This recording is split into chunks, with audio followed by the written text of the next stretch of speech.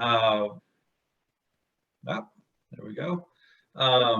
Basically looking at the what every town and anybody else interested in housing just needs to know about making housing happen. And so this first one is addressing housing needs in your town. And Wyndham Windsor Housing Trust is presenting this one. And it's going to get into the basics of what it takes to develop housing, whether you're a housing trust or whether you're a private developer. And then it doesn't make any difference who you are. It's going to, but they'll provide a lot of good information about what the needs are out there too. The second webinar is going to be what infrastructure is needed to support housing development. And the third is going to be what zoning, what amendments you might make to zoning if you have zoning to improve conditions for to accommodate housing in your town. So I'm excited that we're getting this underway. We've been planning this for a few months. I'll just note that my interest in housing comes from both my perspective as a planner, but also growing up, my dad was a builder and my mom was a real estate owner and broker, agency owner and broker, and I kind of grew up in the business. And one of the things I found, I came here from down south, and other parts of the country were really good. They're really good about building infrastructure to support housing. The problem is they do the planning on the backside of that. It's like, okay, we'll build the infrastructure, we'll build the housing, then we'll plan for it after the fact and deal with the problems.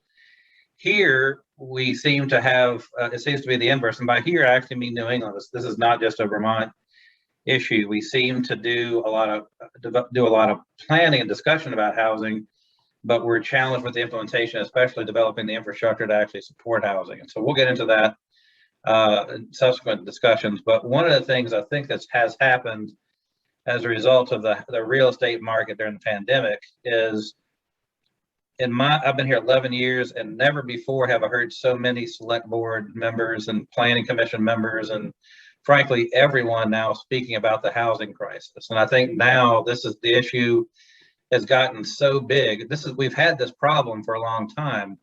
But now I think folk are recognizing this affects everybody, whether you're somebody who's trying to age in place, trying to age in your community and move from the larger home into maybe something smaller, especially into a more walkable area where you can walk to goods and services.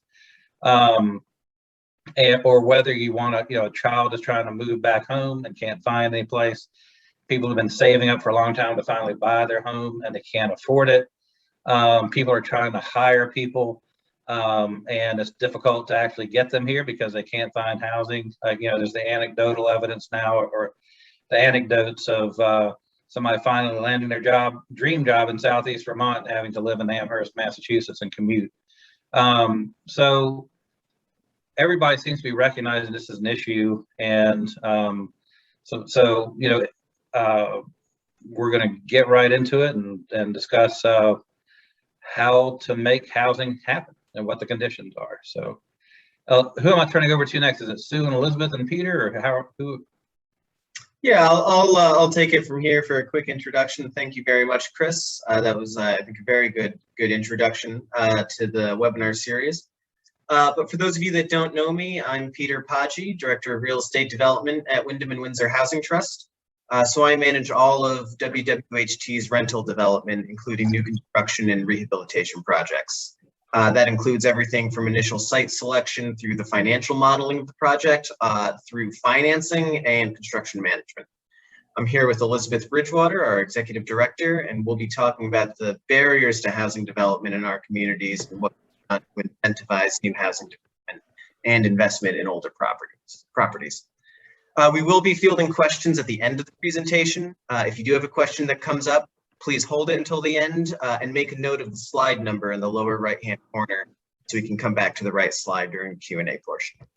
But with that, I'll pass it off to Elizabeth, who will be doing a brief start off with just a brief history of Wyndham and Windsor Housing Trust. Hi, everybody. Good evening. Thanks for being here with us tonight. I can't actually see a whole lot of people, but it looks like we've got a good crowd. As Pete said, I'm Elizabeth Bridgewater, the Executive Director of the Wyndham and Windsor Housing Trust. And I think it was me, Chris, that reached out to you to say, we're probably fielding a lot of the same phone calls. How can we work together to get good information out into the communities, and that's how we ended up here tonight. We're going to cover a lot of ground. Pete has put together an amazing presentation that really walks through both how housing is developed with the tools that we use, but also sharing why it's actually quite challenging to build housing in general in Vermont, just to give you a sense of sort of the larger frame of housing development. So I'm going to start with a history. We were and I'm going to do this briefly because we want to get right into the content.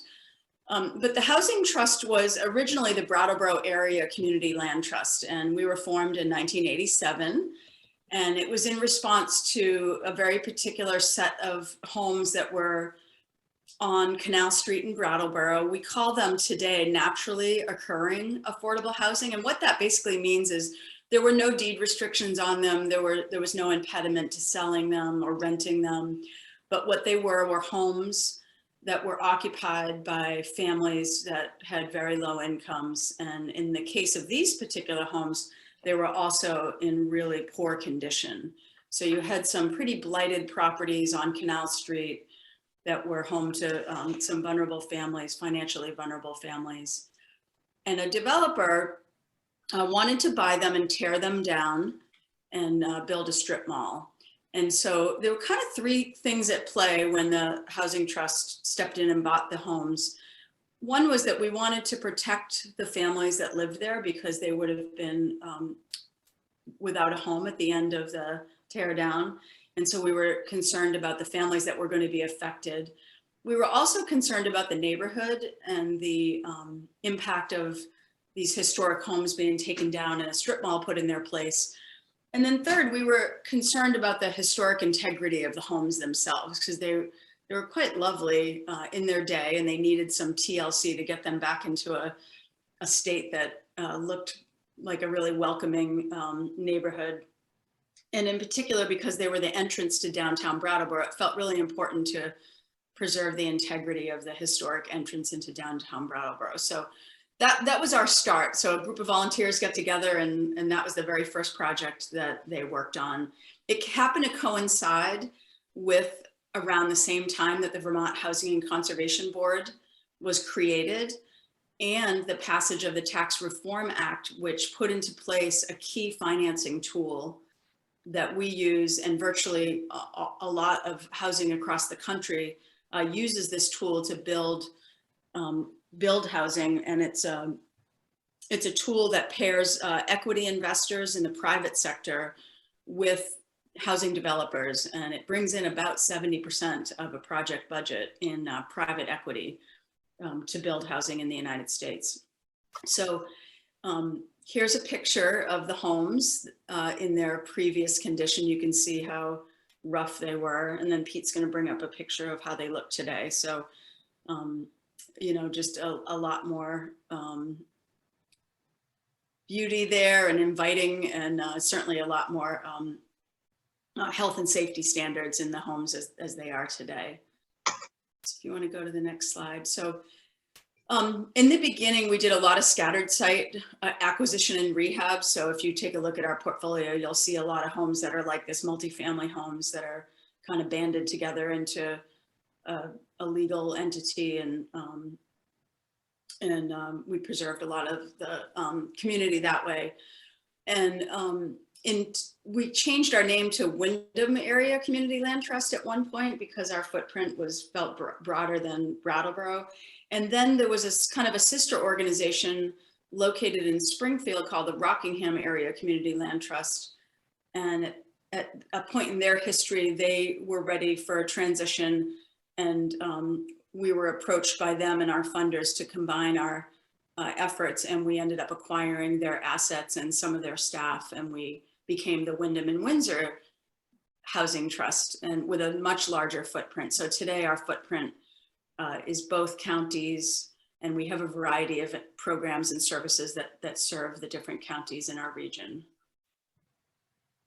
So this point is focused on our development and where we do development. So even though we have a footprint that's Windham and Windsor, we really focus our development pattern for new construction of rental housing in Windham County and southern Windsor County. And that's because there was an existing developer that is serving the upper Windsor County region. And we have an agreement to, really focus on the areas that each organization focuses on and not cross over into other organizations' footprints. So, however, we do have homeownership services and rehab services for home buyers and for homeowners in throughout the entire 2-county footprint. And so you can see this is just a map of the 2 counties. The white footprint is where our development focus is, and the yellow encompasses our all of our homeownership activities that include homebuyer education and counseling, plus our home rehab program. And we've actually expanded that program into private rentals now, and we're going to talk about that a little bit later in the presentation. So through our own efforts of building and developing new homes and our acquisition of the Rockingham Area Community Land Trust, combined, we've created over 800 new homes of rental housing that have affordability covenants in perpetuity. So that means that they will be affordable for generations to come and will be stewarded long-term by the organization, by the Windham and Windsor Housing Trust. Just in our recent history, we've built and rehabbed 135 units, and we've got 122 additional units in our pipeline slated to be completed by 2024. So Pete's going to get into the reason of why this is true, but the majority of our development occurs in the larger towns along the Connecticut Valley. Some of that is that's where the majority of the population exists, and some of that has to do with some state policy and how funding is directed to different communities. And that's going to be a big part of what we want to communicate and kind of explain in this presentation. So Pete's going to get into the kind of rationale of why development patterns occur the way they do in Vermont. So this map shows you just the different programs and services we have in the regions that we serve. So some of the boxes are rental housing. Those are the light blue boxes. Some of them are single family homes that we have through our shared equity program, where we own the land and the homeowner owns the house. So it's a shared equity model. And then some of it is our housing rehab program. So you can kind of see all the different towns that we serve. All right. And with that, I will get into some of the details on development. So probably the most important thing we need to look at is who is our target market. And when I say our target market, I mean both Windham and Windsor as we're looking to develop, but also who is the target market in your communities that will be renters.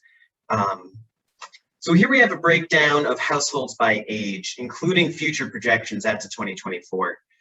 This comes from a market study we completed for a project in Bellows Falls recently. You can see the projected largest growth is the 62 plus age group, which kind of makes sense. But we're also seeing some positive growth, if a little more modest, in the 35 to 44 age group, which does indicate a little bit of potential family growth. Here, we also have some data on household distribution by size, with the majority of households being 1 to 2 person and small families making up a smaller but still significant portion. And large families, you can see down here, families 5 people or greater make up just a very small portion of the household distribution. And again, this was taken from a market study completed in 2019. And here are the typical renter incomes we see. So looking at those age groups that we saw were growing, the 35 to 44 age group has a wide range of incomes, but 61% of people with heads of household in that age group make below $75,000 a year. Additionally, older households, the demographic most likely to grow, 52% of those households earn less than $35,000 a year. And this makes sense given that Social Security might make up a larger portion of their income rather than earned income. But it does represent a financial strain when you consider the cost of housing in typical market rate housing. So using that info, we can develop a profile of a typical renter. So we had our demographic most likely to grow, which was the 62 plus age group, generally speaking in a 1 or 2 person household with modest incomes. And anecdotally, we know these are looking for smaller apartments, a 1 or a 1+ bedroom. And we see that a lot in our rental department, especially we see older couples that want to downsize. They have smaller incomes, generally in the range of $15,000 to $35,000 a year. And with those incomes can afford an average rent of $625. That is representing 30% of their income. We also have another growing demographic, the family renter, with a head of household around 40 years old, generally working, generally looking for a larger size unit to support a small family, a 2 or potentially 3 bedroom, with a larger income range, but still topping out at around $75,000 a year. And this rent range can afford an average rent of about $1,250 a month.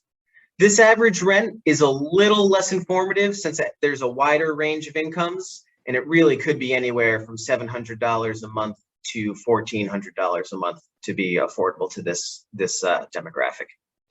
So those are our typical renters. So we'll want to keep that in mind as who we are looking to rent to. That's the fastest growing demographic ranges. So let's look at development. We know who we're renting to, so let's look at how we can actually build that housing to rent to them. So why does development happen? There are really 3 main reasons to own and develop real estate. The first is what everyone thinks about, cash flow. A tenant pays rent. That rent is more than the monthly expenses of the property, and the landlord makes a small profit from the remainder. That's typically how most, if not all, small landlords make money on their properties. And that's, assuming they're making money on the property, which is not always a given. The second benefit to owning real estate is appreciation. Again, it's considered a typical way to make money through real estate, either through flipping or speculation. Basically, you buy a house, you can put some money into it and some sweat equity into it and sell it for a profit. Or you could buy a building or a piece of land, the neighborhood becomes more desirable, and you're able to sell it for more than you bought it. As we're all aware, with the 2008 market crash, counting on appreciation to make money on real estate is risky. Additionally, Vermont's real estate market is not quite amenable to making money via appreciation. Markets like New York City, where groups can buy up properties and make money on them just by keeping them vacant, that doesn't quite work in Vermont. The pandemic has definitely caused some temporary spikes in market demand and sharp increases in pricing. We're all aware of that. But generally, the market doesn't support investing based on appreciation. So the final reason to own real estate, especially from a commercial perspective, are the tax benefits, specifically commercial depreciation and income tax deductions. These allow investors to claim credit on their income tax and lower their overall tax liability. And with proper planning, this can be a very safe way to invest regardless of varying market conditions. And it has other benefits to investors as well. For example, in certain situations, if banks are acting as the investor, they can claim credit on their Community Reinvestment Act requirements. So that's why development happens. But let's look at what actually happens during development as well. So what goes into it? I'll focus on what we at Wyndham and Windsor Housing Trust build and what goes into that for now, and we'll get into other types of development a little bit later. So WWHT properties are designed to be durable, long-lasting, energy efficient, and comfortable. This is because from our perspective, the cheaper the building is to operate, the smaller we can make our rents. And as a mission-driven organization focused on housing affordability, that's key to us. We typically build 20 to 30 rental units at a time, which is about what our communities can absorb, as well as our own property management staff. Certain towns like Brattleboro might be able to go a little larger, and smaller towns might be on the lower end, but that's generally the range that we find works in our service area. We also build for longevity, since we typically don't do a full rehab on our properties for about 20 to 25 years. This means we will install things like full plywood cabinets, durable flooring, resilient siding, and resilient roofs to make sure that we don't need to go in and do a deep rehab before that 20 to 25 year period. Our projects go through a rigorous architectural design process, which allows us to understand full project costs. And we are required to meet state codes, obviously, but we're also required by our funders to exceed certain codes, especially as it relates to energy efficiency. We typically design to the Efficiency Vermont High Performance Building Standard as a basis of design. And you always hear that permitting in Vermont is very onerous and a long process that can add costs to a project and add a lot of time to a project. We'll get into those costs on the next slide. But we do go through our full permitting requirements.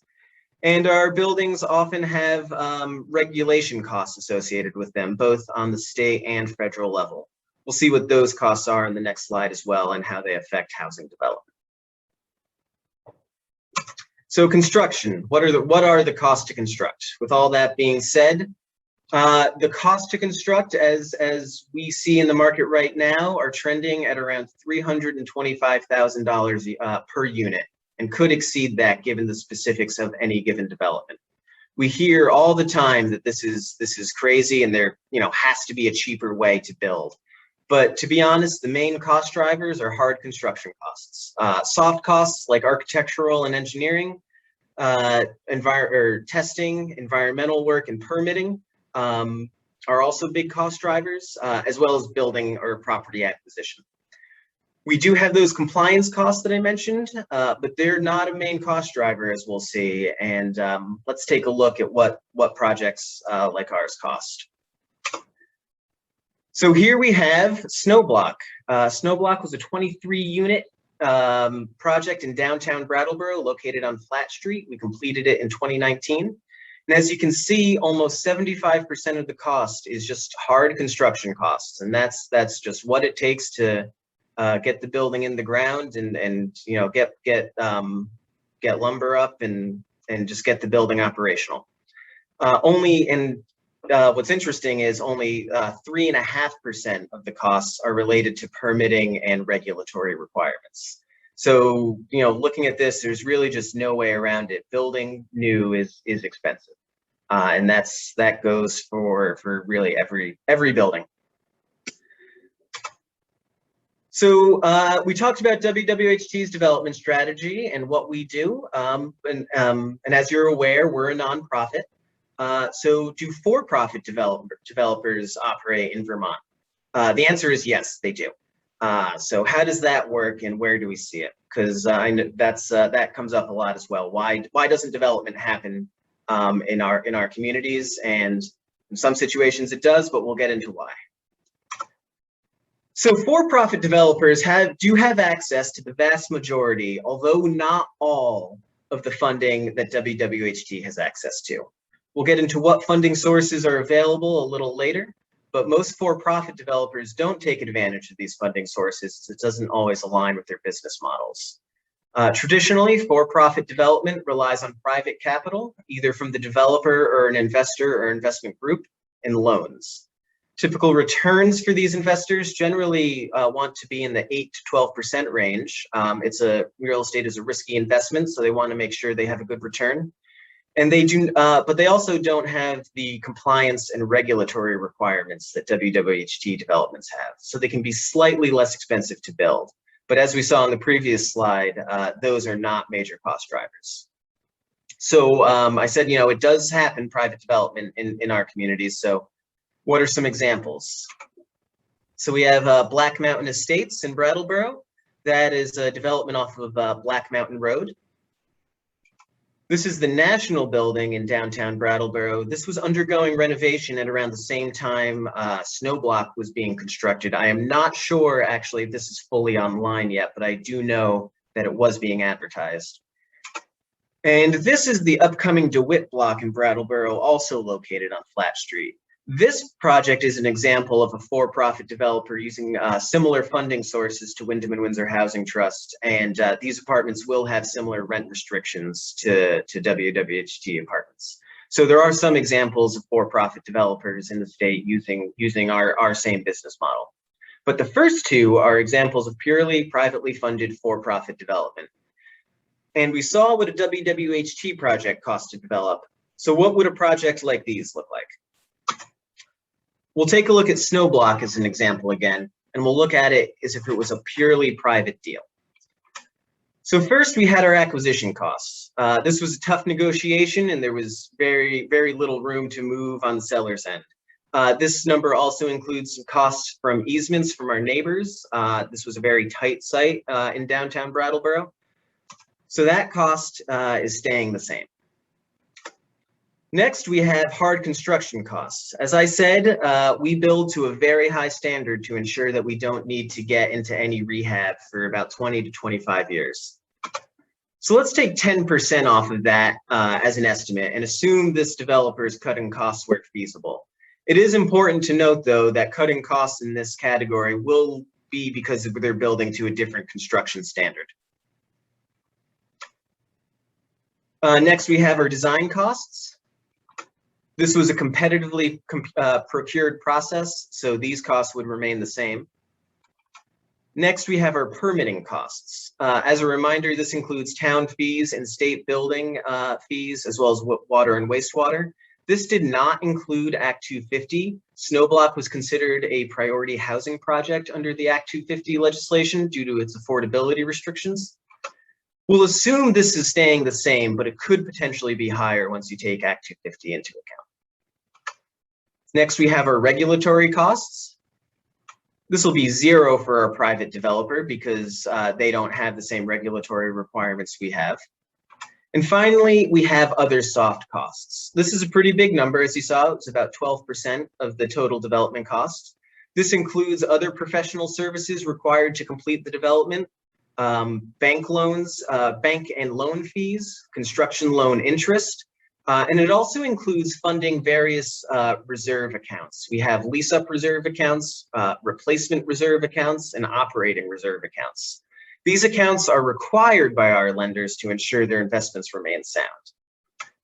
This cost we're staying the same. The developer, the private developer in this example, might try and penny pinch on those reserve accounts, but that's really not a smart idea. And I don't believe most private developers would, they would fund those accounts to some level. So we'll assume those are staying the same. So this was our total cost previously. Let's take a look at, let me go back up. Let's take a look at how much we saved. We saved, looks like roughly $790,000. So that would bring the per unit cost on Snowblock down to around $290,652. So let's summarize what we just looked at. We had a total development cost of $6,685,000. We're looking at a 23 unit building. And I won't go into the math, but backing into some numbers, we could support a $4.4 million loan on this project, which would have a yearly debt service of just around $255,000. So to fill that gap, we would need more than $2.2 million in private equity. So you would need to either have that cash on hand or have an investor willing to invest around $2.2 million into the deal. So to support this project, to pay for all the debt service, to pay for the expenses, to ensure that the equity investor gets a good return on their investment, what kind of rents would we need to charge to support this development on average? And the answer is $2,350 a month. That's affordable to a family making about $94,000 a year based on the 30% rule. The 30% rule being your housing cost should not be more than 30% of your gross income. Personally, I never liked that as it looks at gross income. If you look at a married family of 3 with their after-tax income, which is what they have available to actually spend, it would require around $117,500 a year. in income, which is about 167% of the area median income. That same rent payment could support a very large mortgage. And this income level still needs good quality housing, and renting is good for some people. For example, people that are new to the area, people that want flexibility to move without having to sell a house. But we saw that the growing demographics previously. They could support rents ranging from $600 to $1,200. At best, these rents are double what they could afford. This is the exact reason why you don't see much private development outside of Chittenden County. And when you do, it's directed at higher income individuals and families. And those examples we gave earlier of the purely private for-profit development, that's what those rents are roughly speaking. So what can be done to bring these rents down? Firstly, you need to decrease your debt service. You need to bring more equity into the deal, and you need to lower the risk so the investor will accept a lower rate of return. So let's see how to do that. So the most common way equity is brought into a real estate transaction is through the use of tax credits. We have a few different examples of what they can be used for and who administers them. So we have the low-income housing tax credit that's used for the development of rental housing, and it's administered by the Vermont Housing Finance Agency. We'll talk more about this in a bit. There's the Federal Historic Rehabilitation Tax Credit that's able to be used on historic buildings that will be used for housing or commercial development, and those are administered by the National Park Service. The State Division of Historic Preservation also works on these projects. Vermont has its own tax credit programs as well that work to lower state tax liability. These include the rental housing state tax credit, the housing tax credit for home ownership, which I believe is relatively new. These are both administered by VHFA. And there's the downtown tax credit program as well, administered by ACCD. This particular tax credit is a very beneficial program for property owners in designated downtowns whose buildings need code compliance upgrades, accessibility upgrades, or facade work. And finally, we have the renewable energy tax credit for the installation of renewable energy and new market tax credits, which are primarily used for the construction of commercial or industrial facilities. These tax credits are sold as investment vehicles to qualified investors who then contribute cash equity to a development. WWHT primarily relies on the low-income housing tax credits, commonly referred to as LIHTCs, the Federal Historic Rehabilitation Tax Credits, a lot of times referred to as RTCs or historic credits, and the state rental credits. Other developers in the area may use different tax credits for different purposes.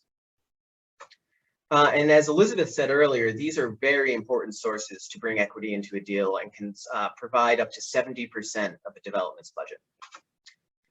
And now we'll walk through a few of these tax credits. So the most important equity generating tax credit to Wyndham and Windsor Housing Trust is the low-income housing tax credit, commonly called the LIHTC. In Vermont, this resource is administered by the Vermont Housing Finance Agency and is available to all developers, both for-profit and nonprofit. There are two levels of credit. They're commonly referred to as the 9% credit and the 4% credit. The 9% credit is competitive as it generates more than twice the equity as a 4% credit, but the 4% credit is more readily available and it's virtually non-competitive. This credit is taken every year for 10 years by the investor, so it's very valuable to them. They are able to have this tax credit every year for 10 years.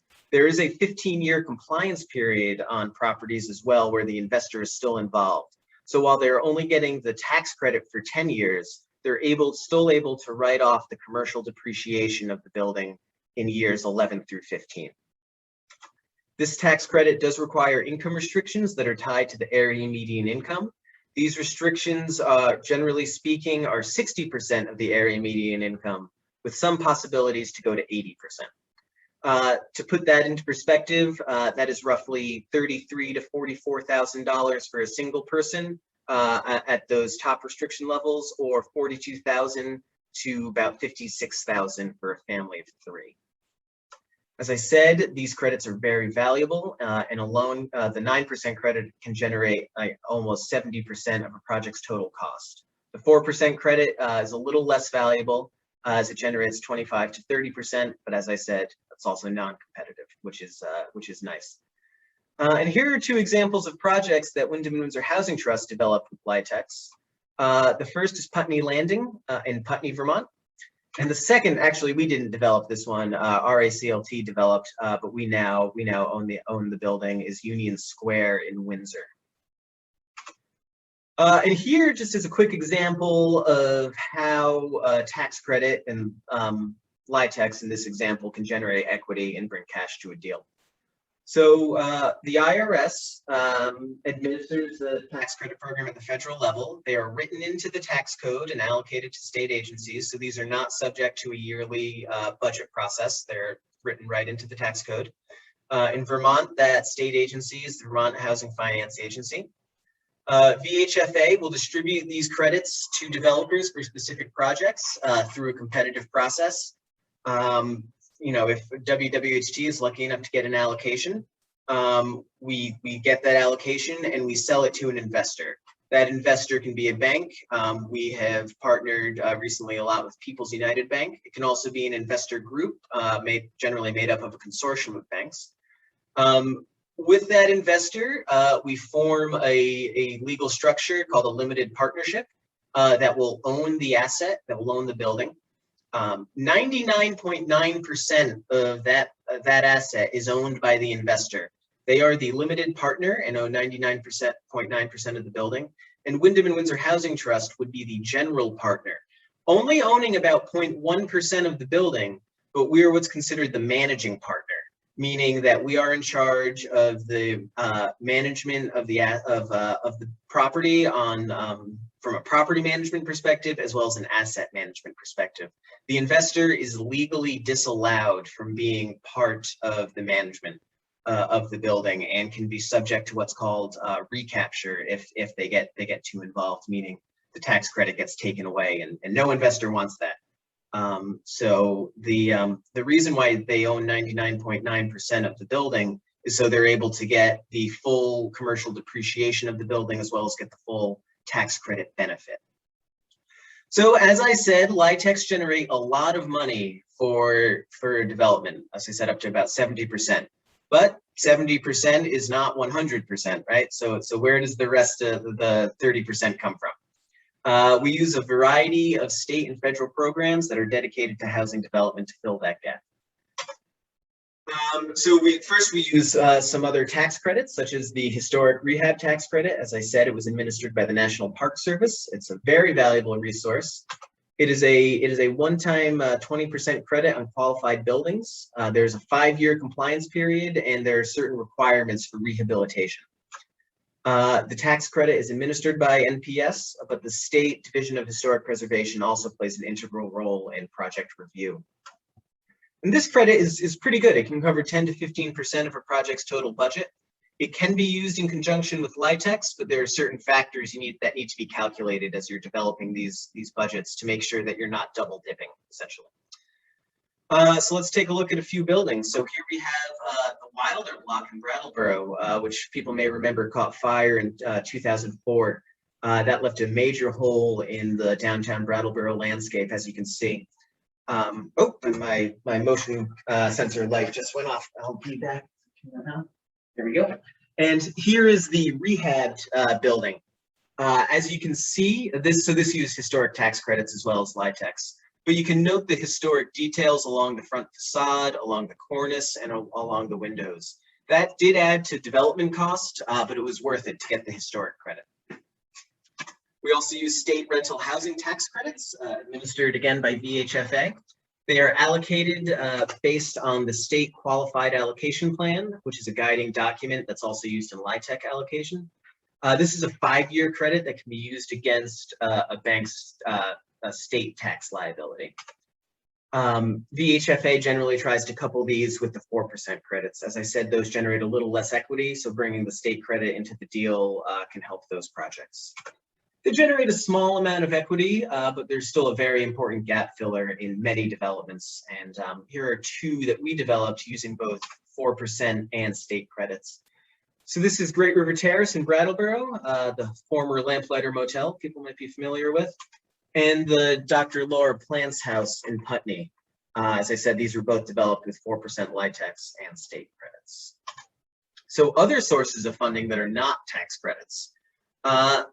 One of our most prominent funders is the Vermont Housing and Conservation Board. They're one of our largest partners, and they're the organization that ensures affordability of our affordable housing in Vermont is perpetually affordable, meaning that these properties will remain affordable resources in Vermont communities forever. VHCB acts as a trust fund, and it makes grants and loans to nonprofits for the purposes of housing development. So this funding, VHCB trust fund funding is only available to nonprofits, but they also administer various other programs that are available to both nonprofit and for-profit developers, such as the HUD National Housing Trust Fund and the HUD Home Program. They also administer the Vermont Lead Abatement Program, which is also available to for-profit property owners. They're also the agency that are responsible for administering a lot of the one-time funding that comes into the state. For example, they administered the Housing for All Revenue Bond a few years ago. They administered the coronavirus relief funds that were related to housing last year, and they are administering the American Rescue Plan Act money that is dedicated to housing. Additionally, they administer the Shared Equity Program. This is a home ownership program that provides down payment assistance to eligible home buyers. This program ensures that as a given property is bought and sold, the grant remains with the property and it remains affordable to the next buyer. So as I stated, VHCB is the main driver behind permanent affordability of WWHT's properties and provides stewardship for these properties so they remain strong assets in our communities, like I said, virtually forever. So WWHT also makes great use of the Vermont Community Development Program. VCDP is a program under the Department of Housing and Community Development. And they administer the Community Development Block Grant Program, which I'm sure a lot of people here are familiar with. This is a very popular program that can fund both housing and economic development projects. We make use of VCDP for our developments, but for example, Chroma Technology in Rockingham also use their program to help expand their operations. So it can be used in a variety of ways by a variety of different organizations and companies. This program provides planning, implementation, disaster relief, and accessibility modification grants and loans. It does require that the town be the official applicant for CDBG money. In many cases, though, the town does partner with the developer and acts as a pass-through entity. The town is still responsible for the administration of the grant and loan or loan, though. So it's important that both the town and the sub-grantee understand the rules and regulations of the program. The program guidelines for VCDP can be found in the state's consolidated plan. The consolidated plan is a document the state writes every 4 years and submits to HUD for approval that guides the use of CDBG funding. The current consolidated plan goals focus on increasing the quantity of housing in the state, decreasing the amount of homelessness in the state, increasing the amount of jobs, and improving quality of life for Vermonters. Another source of funding under the Department of Housing and Community Development is a new source called the Vermont Housing Incentive Program, or VHIP. This program is meant to incentivize small landlords and property owners to make significant improvements to housing units that they own that are currently offline. The intent is to bring these units back online in a way that is up to code and is also efficient, and it helps fix smaller blighted properties that might not necessarily be targets for larger developments. Locally, the program is administered by WWHT's Home Ownership Program, so you can contact our office to learn more about this. I'll have the contact info for the program manager at the end of the presentation. It should be noted this is a new program, so the rules and regulations around it are still evolving. But again, this targets smaller properties and is a great way to bring old dormant units back online. For example, a landlord in South Royalton was able to bring 3 units that had been vacant for years back online using this program that would not have been feasible otherwise. They were able to install a sprinkler system, do code upgrades, and completely revamp the apartments. So in a small town, bringing 3 new units online was huge, and it was a big success.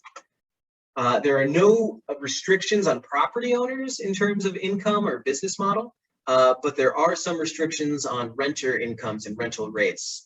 So you can contact Paul Martinero at WWHT. He is our VHIP program manager for more information.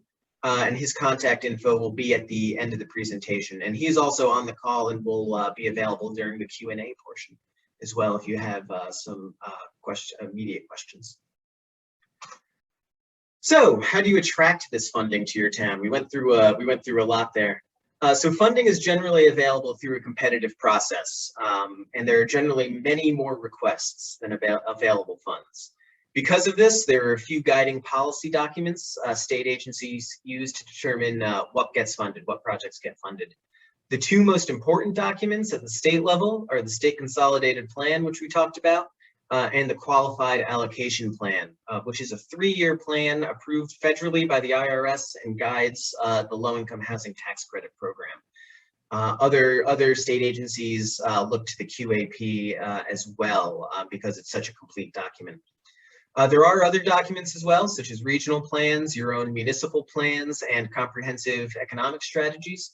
Having developments that meet the goals laid out in all of these plans can show funders that a particular development is a good investment. So the State Consolidated Plan can be found on the ACCD website, and the Qualified Allocation Plan, or QAP as it's commonly referred to, can be found on the VHFA website. Although sometimes I find that just Googling Vermont Consolidated Plan or Vermont Qualified Allocation Plan is the easiest way to find these. These documents can be a little long and cumbersome to read in one sitting. So basically, what are the basics to attracting this funding to your town? And what are the first things that we at WWHT look for when we're considering a new development? One of the biggest things we look for, as Chris mentioned in his opening remarks, are town infrastructure, specifically water and sewer infrastructure. When no water or sewer exists, we have to build our own systems, which is very expensive, especially with water systems. We essentially have to build our own public water supply, meeting all the same requirements that a municipal water supply would have to meet, but we don't have the scale to amortize those costs over a large scale. Current public policy does guide development and pushes us to areas with public systems. Basically, policymakers don't see building, a lot of discrete individual systems that only serve one development as a good use of funds. Water and sewer are definitely the most important and most costly, but other infrastructure like sidewalks and transportation services are also important. Parking is often overlooked as well, but it's rarely considered a public utility, but it is another way that towns can directly help with development. So this is a little hard to read, but this is a map basically of all the towns that have public sewer and water. And as you can see, it's not a lot.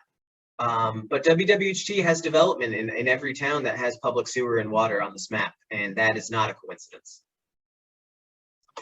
So scale is also very important in terms of development.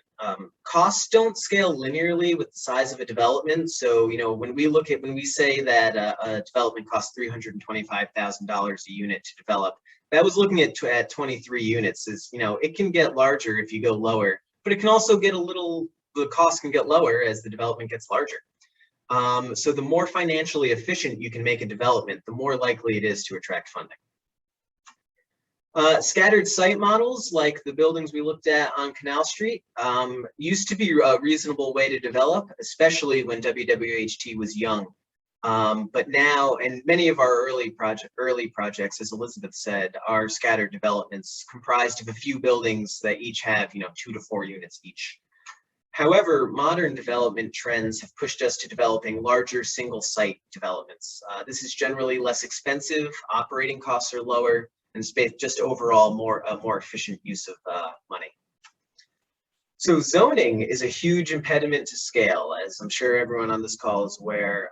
Towns that have large minimum lot sizes, sparse density requirements, and overly restrictive parking requirements can make development more expensive. It can make it unattractive and can not meet the smart planning goals that are found in a lot of those policy documents that we looked at, like smart or compact walkable developments. So when I said that public parking was an often overlooked area, you know, this is a great way a town can really directly affect development and really make sure your main street is lined with buildings and activity instead of a myriad of private parking lots. So here's WWHT's first 3 buildings, again, which we talked about earlier.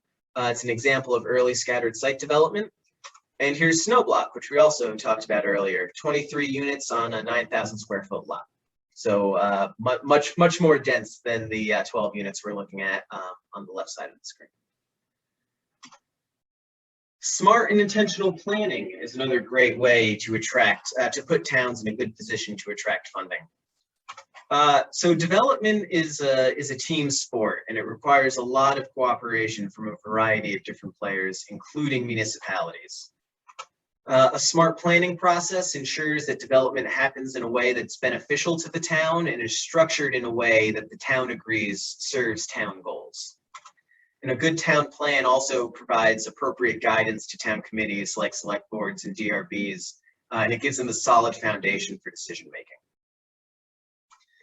It's important to note that municipal support also makes for strong funding applications. In the case of VCDP, it's required since the municipality needs to be the official applicant.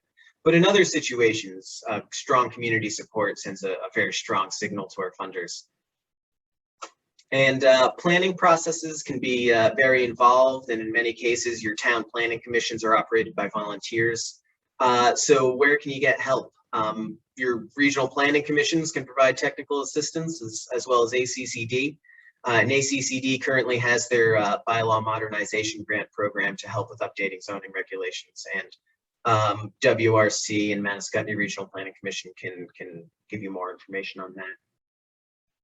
And so that's a lot that you can look at to attract funding to your town.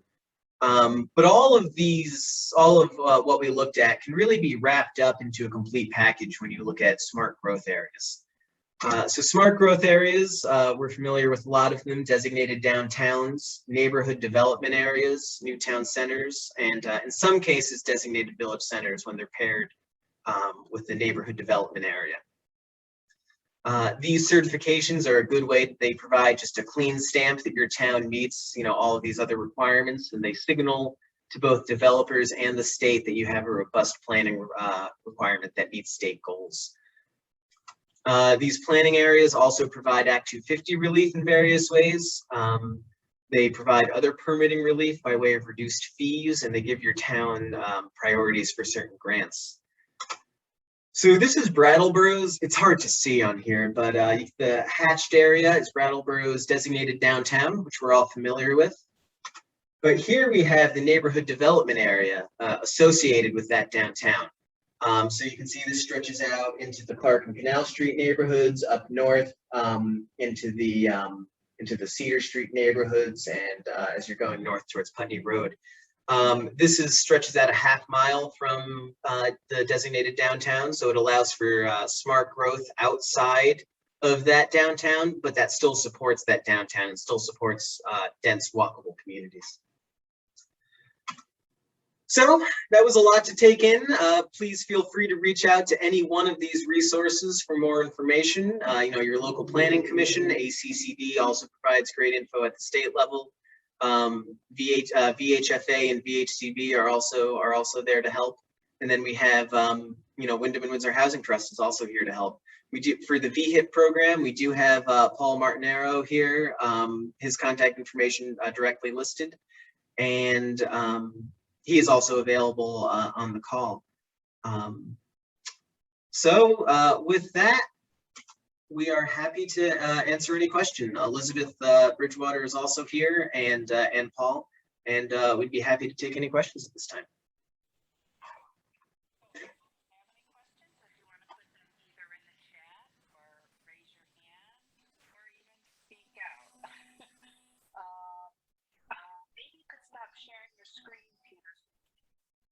Sure thing. You sound a little bit like you're on a phone from the 1920s. I don't know You know why? Because I didn't have my thing there, my microphone down. I was just telling folks if they wanted to chat, put their questions in the chat or raise their hand. We have some time for that now. I also wanted to mention, and Peter referred to the Mount Scottney Regional Commission, that they are partners co-sponsoring this program along with Wyndham Windsor Housing Trust and the Wyndham Regional Commission. So any questions? Mike Martin has his hand up. Yeah, I have a question. Thank you for doing this. Very informative. I have a question about the snow block parking. I see a large parking lot next to the building. Is that owned by the project or is that owned by somebody else? No, that is a private lot that is not owned by the project. We actually do not have any private parking for snowblock. Brattleboro's zoning regulations in the urban center discourage private parking, and there's no parking requirement in the urban center zoning district. Discourage or don't require? They, I believe in the zoning requirements, they discourage private parking. I see Brian Bannon on the call. He might be able to chime in, but so 23 units and no parking provided. No private parking provided. There's about 400 public spots within walking distance of Snowblock. If you're familiar, I don't know if you're familiar with the location, but the Brattleboro Transportation Center, including the parking garage, is just what, a half block away, I guess, or so. Yeah, it's about a 2-minute walk. There's also a public lot directly across the road, the Flat Street lot. So yeah, there's a lot of public parking available. Brattleboro has a permit system for. Okay, thanks. I see Patty has her hand raised. Patty, we can't hear you. You're muted. Sorry about that. Could you elaborate a little bit further on the neighborhood development areas and the types of incentives that bring to create one? Sure. So neighborhood development areas are planning areas that are associated with designated village centers and designated downtowns. For a village center, the planning area extends a 1/4 mile outside of the designated village center boundary. And for a downtown, it extends a 1/2 mile out. It's a designation program sponsored by the Agency of Commerce and Community Development.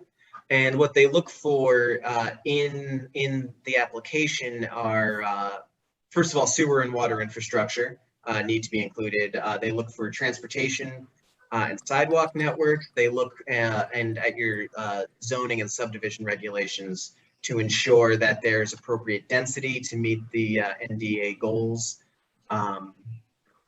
And they also look at historic resources as well to make sure there's language in the town plan and zoning regulations to protect resources. Some of the benefits to getting an NDA designation are, as I said, reduced permitting fees. Act 250 fees for all projects are reduced by 50%. Projects that are qualified mixed income projects are able to be designated as priority housing projects and therefore exempt from Act 250. There's some other wastewater fees are capped at $50. Don't believe there's any land gains taxes associated in an NDA. And then from the municipality standpoint, there are priorities for grants from ACCD, from VTrans, that the towns then have priority for over other towns. I am not a super expert on NDAs, so Chris might be able, and Sue might be able to give you a little more information, especially on some of the requirements and how it relates to your specific town's zoning and subdivision regulations. Thank you. Patty, can I ask what town you're with? We're in Londonderry. Okay. We do not have sewer and water, but I was thinking if we were to develop an area with sewer and water, could that be turned into a neighborhood development area? That is certainly the first step. Yes. And by definition, an NDA has to be serviced by wastewater and water. But Patty, another thing just to think about is, and I'm not just saying this for Londonderry, I would say this for all of our towns. In some cases, it may be in order to develop housing to serve your community, and I'm talking community broadly, the solution may actually lie in collaboration with other towns. So, for instance, maybe part of the solution with Londonderry actually lies with Bonneville, and where a service already exists, or even collaborating Londonderry and Weston collaborating together to address housing needs for both towns, or Londonderry. There are options there that doesn't necessarily have to be, in one specific town. And it'd be great to see more kind of intermunicipal discussions about housing, because that way it might help take the burden off of one to serve the other. Because I think, as I recall, like with Londonderry, just because of the physical, the geography of North Londonderry, water and wastewater can be really difficult there because of the proximity of the river. Exactly. Yeah, and I think what your all's study found was South Londonderry would be easier. But once you get to South Londonderry, you're getting pretty close to Winhall. And so there may be some opportunities for collaboration there. Okay. Very interesting. Didn't even know that could be an option. Thank you. And one other thing I was just going to mention with that around what Peter was talking about was I think, Peter, correct me if I'm wrong, the water and wastewater preference or requirement, I'm assuming that for most private developers, unless it's a really kind of high-end resort type situation, to create like affordable housing, and even not necessarily affordable housing as defined as affordable housing, but just housing not for the very well-heeled, I guess. They're generally going to be looking for water or wastewater services too, aren't they? Absolutely. It's very onerous to build out a private system. As I said, especially with water. Wastewater is expensive. It's hard to deal with. But with water, you're essentially building a public water supply, and you need to meet all of the reporting requirements, all of the treatment requirements that the state requires, and you need to send all the info to the state. It's a big deal to build a water supply like that for a rental development. There is a unit threshold for that, and I honestly forget what it is. I want to say it might be around 10. But to get any scale that any new construction rental development, it would be in excess of that by far. So yeah, it's water especially is just having public water is just, it's huge to attract development. Any more questions or thoughts? I guess I'll throw this out, if I could throw this out to Elizabeth and Peter. So I know I'm part of a committee in Brattleboro looking at housing needs, and I don't think I'm telling a tale out of school. And Brian, please, jump on me if I am. But, having seen the preliminary study, there to me, kind of immediate and near-term needs there. I think the figure was over 700 units of housing, wasn't it, Brian? Not trying to put you on the spot. I think that was about the figure, and I think they're still refining that. But one of the things I just want to note, and this is where I'd like, Elizabeth and Peter to weigh in from their perspective. We're not talking to solve the issues and to just meet current needs. The housing vacancy rates, the rental rates are unhealthily low, very low. And we really need hundreds of units of housing. And so we're not talking about an accessory dwelling unit here or there in a village.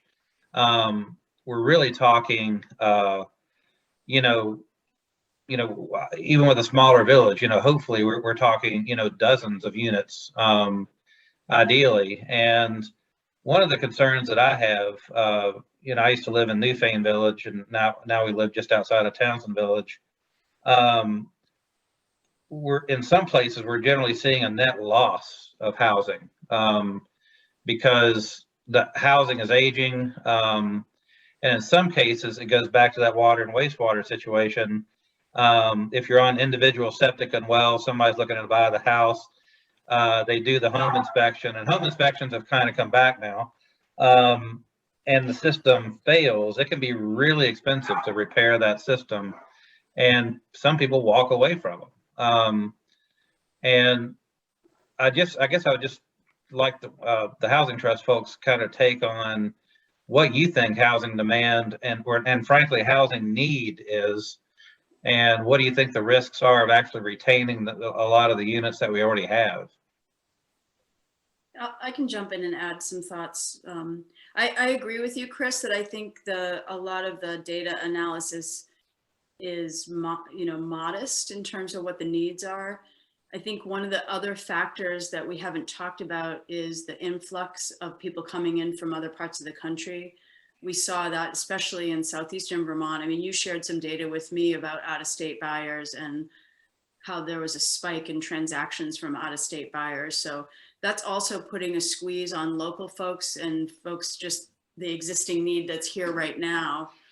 I think we're also going to see an influx of, for lack of a better word, climate refugees coming from other parts of the country, particularly with some of the fires and flooding that we're seeing in widespread in other parts of the country. People that want to live in beautiful rural areas that are living in fire country right now are starting to move east. And I know a lot of folks have their sights on Vermont. So that's going to also put pressure on the housing market. So I think that it's fair to say we're in a crisis. And, Pete outlined the demographics of the folks that exist right now and the growing demographics. So anytime you have folks coming from higher market areas that can afford to buy up housing stock, it's the people that are going to get squeezed out are, lower income Vermonters. And there's a lot of folks in Vermont that fit that demographic category. The other interesting thing is that, especially in southeastern Vermont, there's a lot of rental housing that's in single family homes, more so than other parts of the country. And I thought I was doing some research recently and that jumped out at me. And a lot of those homes are now being rented on the Airbnb market. So that puts another stress. So they may be rental units, but they're in single family homes and they're being rented to a part-time rental market. So that's another stressor on the housing market that is going to affect long-term Vermonters. So those are some of the thoughts that I could add to the pressures that we're seeing and why I think we're headed. We've always had a problem, but I think it's reaching crisis levels at this point.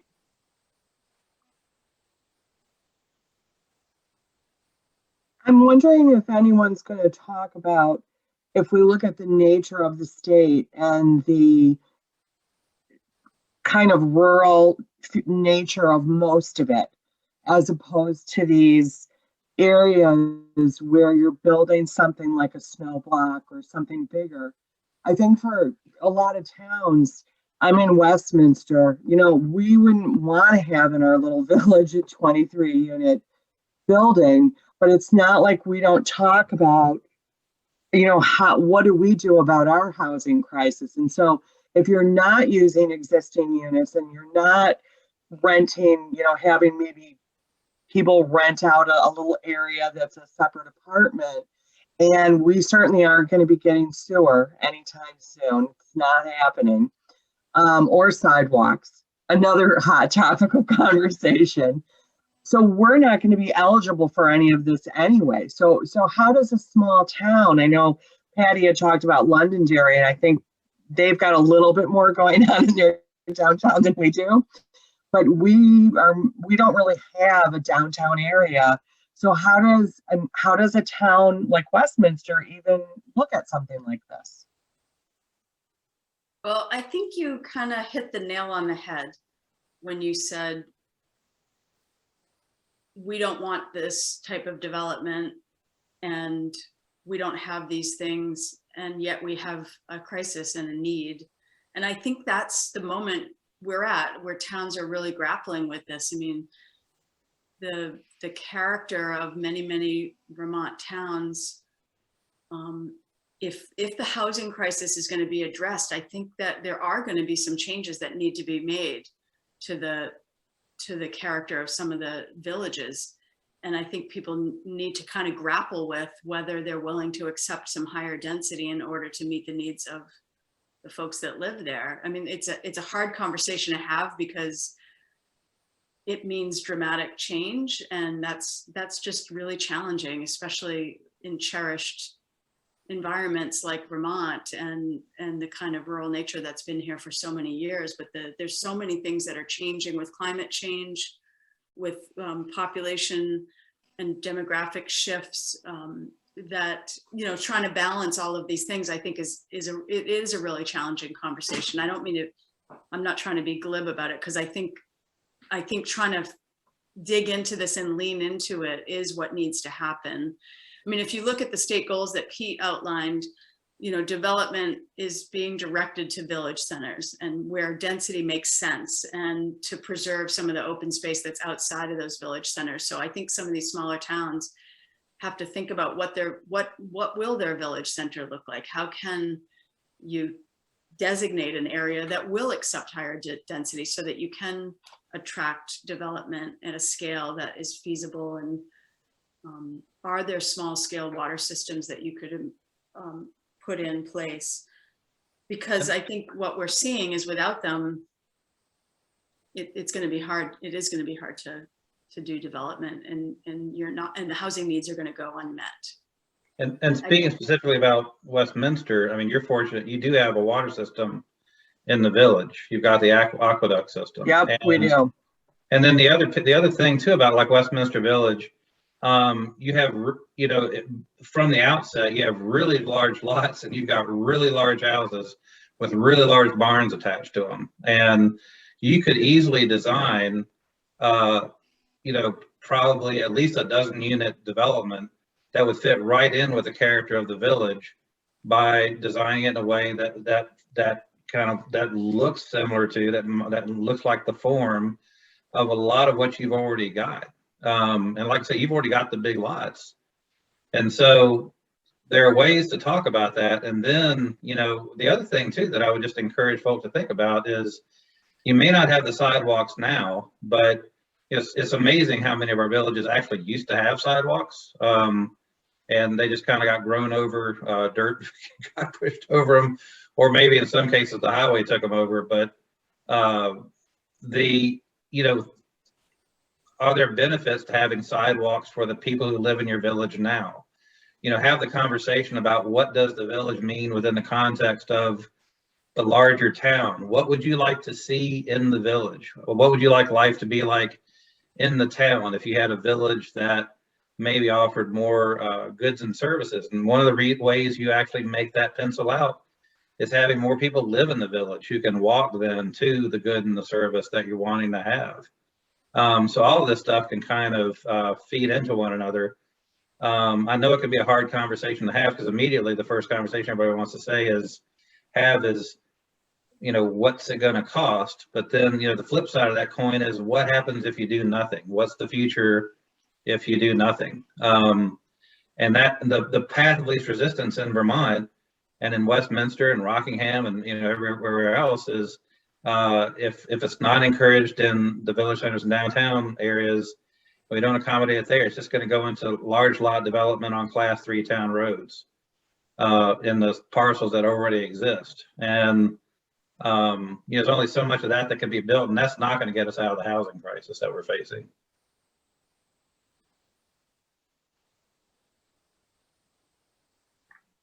I don't know how to raise my hand. Go ahead, that's good. So I'll just do it physically. I hope someone sees me back here. But I'm just curious. One thing that Peter said, and in connection with this question, where there was some limit to the, you know, there was a limit where you could build a private system sort of without hitting those regulations up to 10 units or what have you.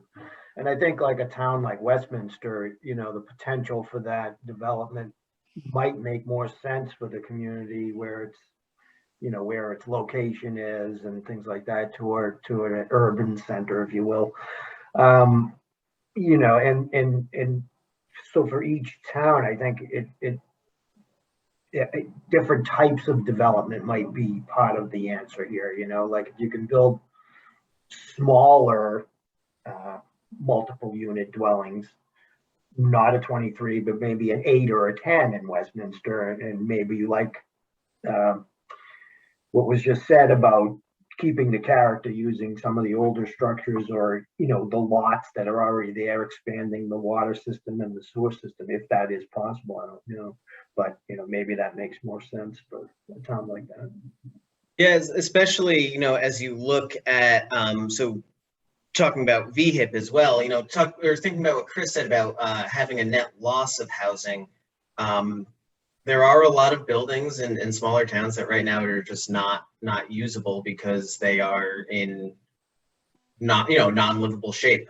They don't meet modern codes. They're just not safe to live in.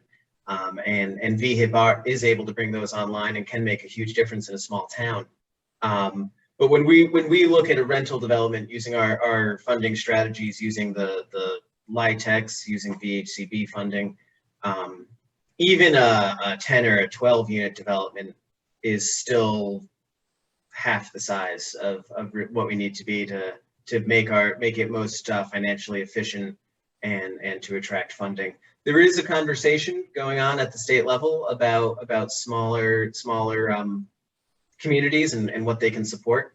But as Elizabeth said, there's no clean answer. You know, a lot of rocks have been overturned trying to find one, but there's no clean answer, and it's going to take a big push from a lot of different areas, from the state and from the town level, which is, you know, when we were talking about a good planning process, that can really come in, and you can really get a sense of what your town does want to do, and get a good document that people can look at and say, this is the direction we want our town to go. So.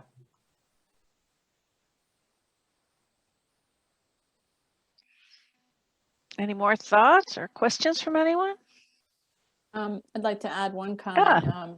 Not rule out transportation. So for a rural community that doesn't have waste or water, you know, relying on adjacent town that maybe does, like in the case of Londonderry, Chester or Manchester on the other side, having a good transportation network that can get workers one way or another is something that we're also exploring.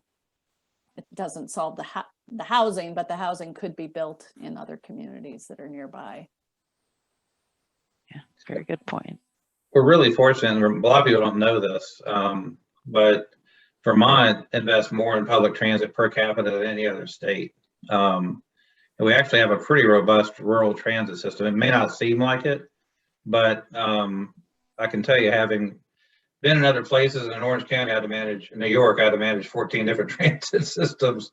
Vermont actually does a pretty good job. Right now, we're in the process, or we're really Southeast Vermont Transit, along with the state, and we're providing support, is looking at fixed route service on Route 30 from Brattleboro to Manchester. Once that's figured out, then that can also include, you know, look at what it would take to get up to, you know, Londonderry, Weston, and elsewhere. But that feasibility study is underway right now. But yeah, the transportation piece is critical, and then also just making our places more walkable, bikeable, to even get to the transit in some cases is really critical. And feel free, you know, Peter put up the resource list. Feel free to reach out to us. We can always, we may not necessarily be able to do a deep dive with you, but we can certainly meet with any town planning commissioner, select board, to run over some ideas about some approaches you might take to start having these conversations in the town. And we're in the process. I hope we are in the process of hiring another municipal and regional planner. But one of the big issues that's lurking out there, we've got some good candidates, but I hope if we're able to hire, if we're able to make an offer, they can find some place to live, because that's been a problem throughout the region. Schools and everybody else all making offers to people, but the people not being able to find housing. And so we're dealing with that. ourselves. So, but hopefully we're really trying to expand our capacity to help communities deal with a lot of these issues. Anne, and then Robert. This has been very helpful. A lot of information that I really did not know. So it helps to fill in the larger context for me. So thank you for that. But I live in Newfane, and I can't think of a place where it's likely we could get any kind of multifamily unit of the scale that you're talking about that you have in Brattleboro, yet the need is critical. And I'm thinking that probably we're going to have a whole range of options to try to figure out bringing on some new housing in the shorter term, while we may or may not want to look at any kind of larger development. And it would be very helpful. I'm not sure what the agendas are for the other two housing meetings, but it's either there or in the future. It would be very helpful to just be able to talk about what are some of the smaller, almost like infill strategies that can be used, and what financing programs might be available to assist in trying to build out a variety of options. The zoning piece will help on the regulatory side. And then specifically Peter and Elizabeth, I'm thinking I'm trying to remember the acronym for the new program to help refurbish existing homes. Yeah, the VHIP program. That's been used by some of the smaller towns. And, you know, when you're looking at the population density, having, 5 new units in a town can be a really good incremental development strategy. And Paul is on the call, and he's the manager of that program. So Paul, do you want to jump in and just give a quick summary of that program so that folks can know to call you if they're interested? Yep, yeah, sure. And I know that Peter put my email address, which is definitely the best way to get hold of me. But yeah, the VHIP it's not actually, I mean, I can only speak historically because the newer program has not been finalized yet. But in short, it provided up to a $30,000 grant to bring a vacant unit online, and the property owner there was a couple of stipulations. That one, had to be a 10% match. So project cost $33,000 was a full $30,000 grant. And then the other stipulation was to lease to folks coming through the continuum of care, which is people coming out of coordinated entry, which is the motel situation, which is another, I think there's something like 600 or some people in motels right now, or something like that. I just heard a recent stat. So they're trying to really get that moving out. But that was really what that was about. But there was, there had to be, in order to apply, the unit had to be vacant, had to have some sort of violations, if you will, which, if you had a unit that was vacant, there had to be something wrong with it, basically, to bring it online. But it did provide, I saw in Brattleboro, there was about 20 units that came online. Springfield, there was about 25, 30 units that came online. Windsor had over 15 units. And these were all within houses that were just decrepit houses, really. I mean, there was one property in Windsor that stood out. It was right on the corner when you headed up to, right after that, you go past that nice new development down the street there, which we now manage, and you get up to the street. There was 3 houses sitting on the corner, and they were, siding was falling off them. People couldn't live in them. And a small developer purchased those houses or owned them for a while or what have you. And he turned it into 9 units right there on, within walking distance of the town.